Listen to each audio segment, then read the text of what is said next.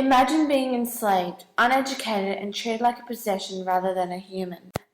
Being whipped and physically and mentally abused. Would you curl up and accept your fate, allowing your oppressor to control and destroy your soul? Or would you find strength in the injustice, rise up and fight for what is yours, freedom and dignity? The latter was true of one woman, born into slavery but died a hero, a beacon of hope for those of her time and those who face oppression today. I am referring to the Black Moses, Harriet Tubman. It all started in Maryland. Around 1820, Araminta Ross was born, later changing her name to Harriet when she married her first husband, John Tubman, in 1844 in respect of her mother. She was born into enslavement. Harriet worked with her 8 brothers and sisters day and night, first as a house servant and then in the fields. Her childhood was filled with violence and physical abuse, in particular from the lashes which her body carried the scars for life. There was the emotional abuse and fear, none more evident than having to watch 3 sisters sold off to traders. However, the defining moment that would set her on a future path was when her mother, Rip, prevented the sale of her brother. Harriet herself first displayed her strength and desired to be an abolitionist when she stood between another slave and an overseer. The overseer then threw a 2-pound weight that struck her head, causing her to endure head injuries such as narcolepsy, severe headaches, and seizures for the rest of her life. Despite her father's freedom and the promise of her mother's freedom, she remained a slave, as did her siblings.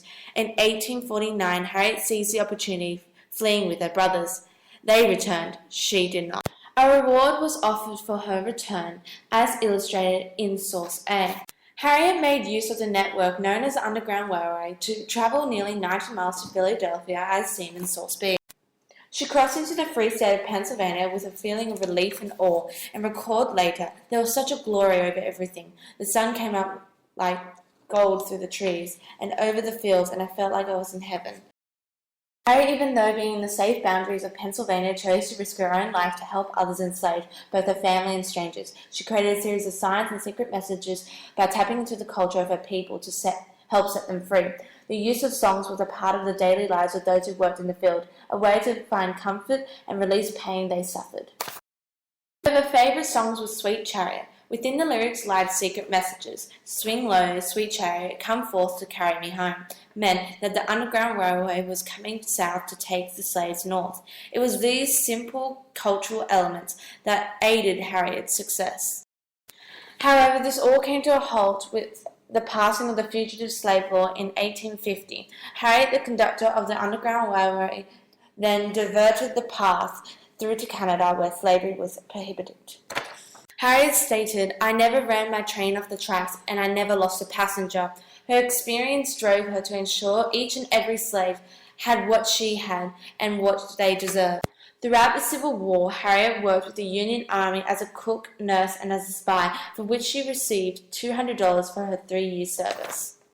Eventually leading her own expedition onto the Combahee River, freeing 700 slaves from South Carolina. Source D depicts the details of this mission, clearly illustrating the major success through the burning barnyards in the background to the slaves diving into the water to freedom. After her war, she returned to Auburn, where a smaller land became her home and the home to many freed slaves. This is where she met and married her second husband, Nelson Davis, a Civil War veteran, and they adopted a young daughter. Her heroism was sadly brought her economic hardship, despite many contributors so moved by her self-sacrifice. One such example was a children's author by the name of Sarah H. Bradford, who wrote the biography Scenes in the Life of Harriet and gave all proceeds to Harriet.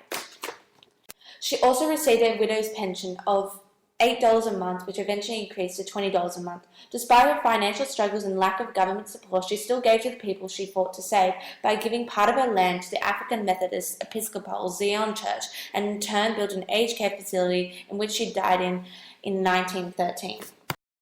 Harriet Tubman was buried with military honors at Fort Hill Cemetery, forever the symbol of freedom of rights and humanity.